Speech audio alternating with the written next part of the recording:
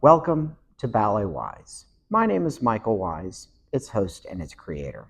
Now, today we'll be doing a question and answer session, and I want to thank you all for the questions. Today we'll be covering some of them, but first, before we do that, I want you to take a moment and click that subscribe button because we have so much good information and so many interesting things that we will be doing moving forward that I don't think you want to miss out on them. And if you have a question that you'd like to have seen on a future video, please make sure you put it down in the comments below. All right, so let's get going on all these questions. So the first question we have today is how to achieve higher extensions while maintaining proper alignment. But the first thing you have to start off with is you have to understand human anatomy. You can only maintain approximately a 90 degree, maybe just a little bit higher than a 90 degree a la Sakal,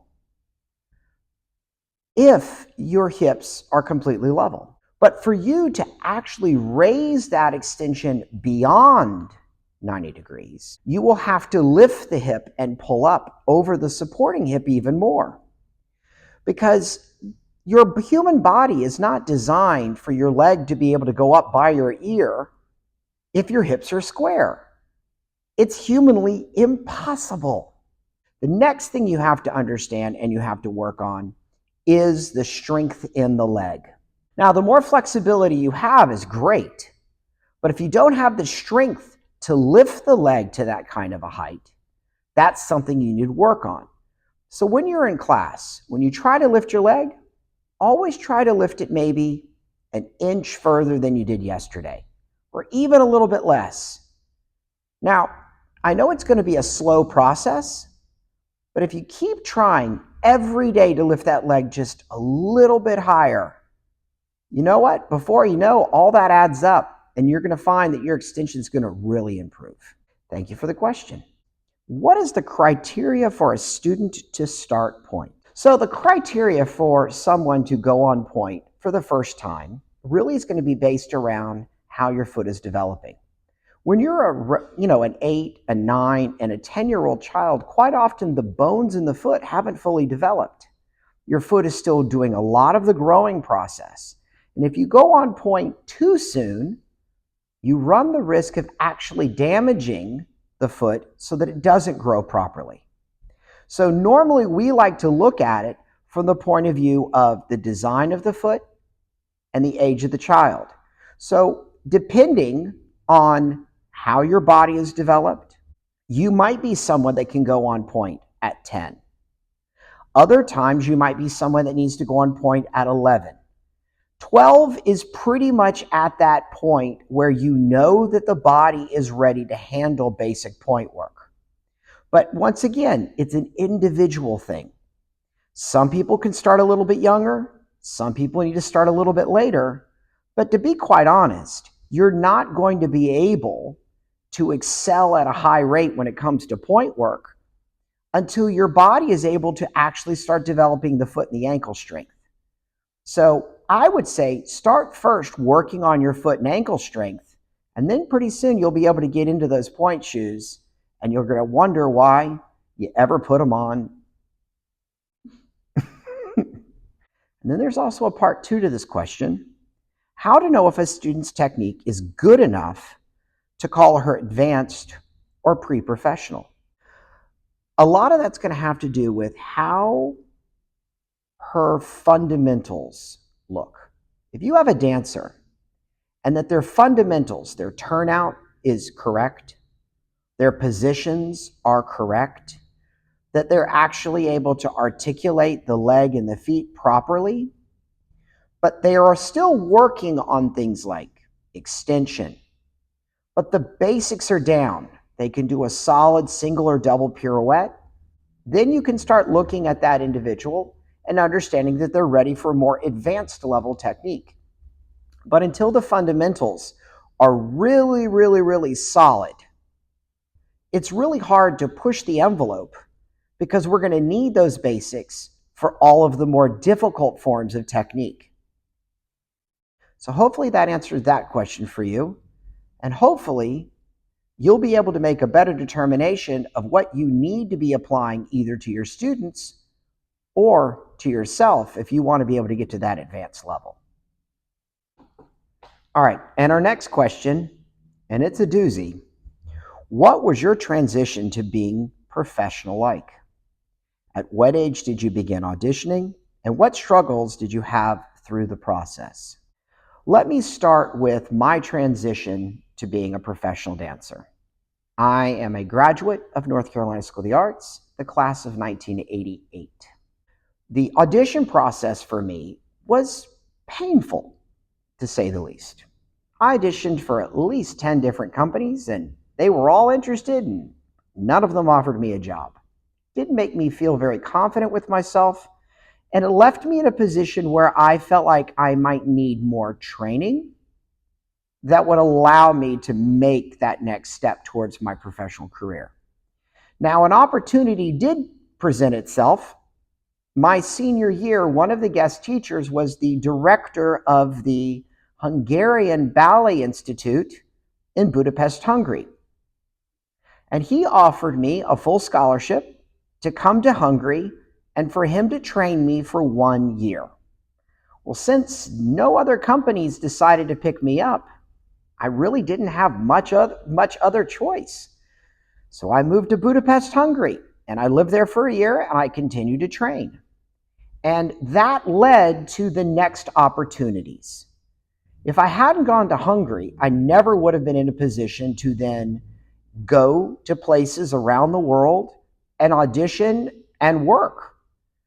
So at the end of my time in Hungary, the Hungarians sent me to compete in the International Ballet Competition in Moscow.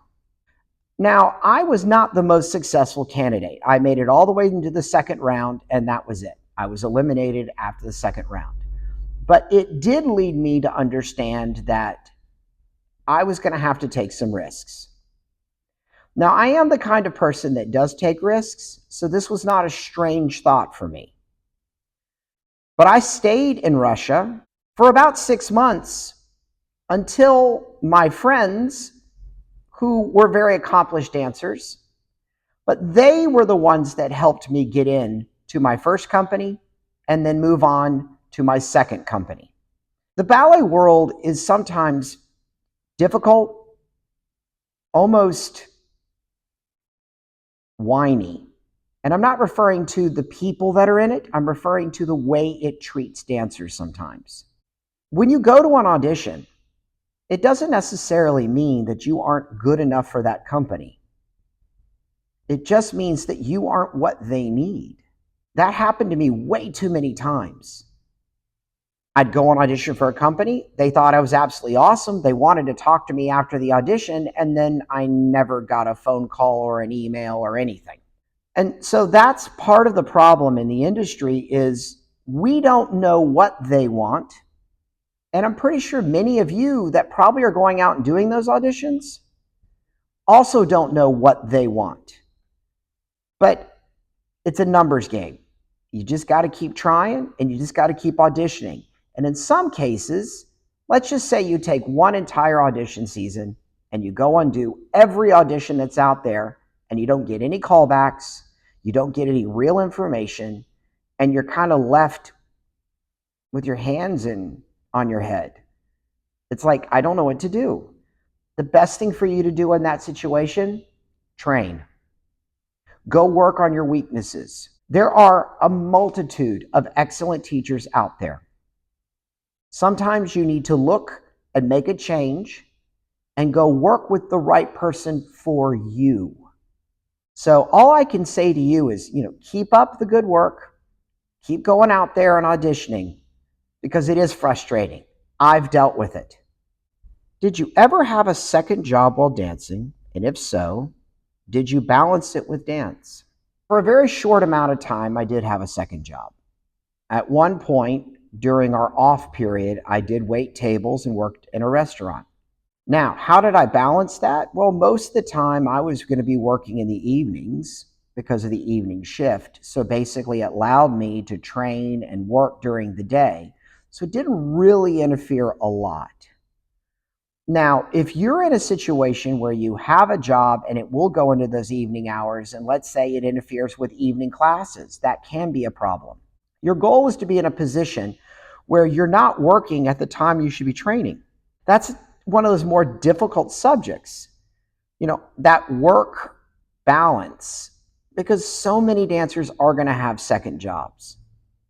And most of the dancers that I know that have had second jobs, either they're the type of job that they can do on their own, either virtually, where they can go home, get on their computer, and do the work there, or they're in a situation where they have it scheduled to work in the off hours.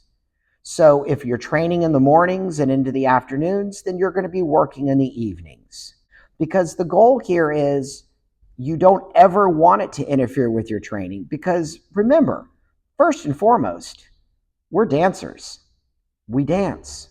Yes, auditioning is hard. Training and work and life balance, I hate to say it's even harder. The only advice I can really give you is when you're down, you got to pick yourself back up. I know that's a lot easier said than done, but you got to find that passion inside of you, that fire that pushes you. I'm not going to sit here and tell you that getting eliminated from an audition or not being able to fit everything into one day and having to neglect one thing or another, it's going to happen. Dancers, we choose a hard lifestyle. And I've said this 1,000 times and I'll say it 1,000 more. It isn't a lifestyle for everyone, but I think you know if it is the right lifestyle for you. So, if you like this video, give us a thumbs up. If you're having a rough time or even having a great time, give us a comment. Just drop us a line. Let us know how you're doing. Remember, keep dancing and always be the best person you can be. Bye.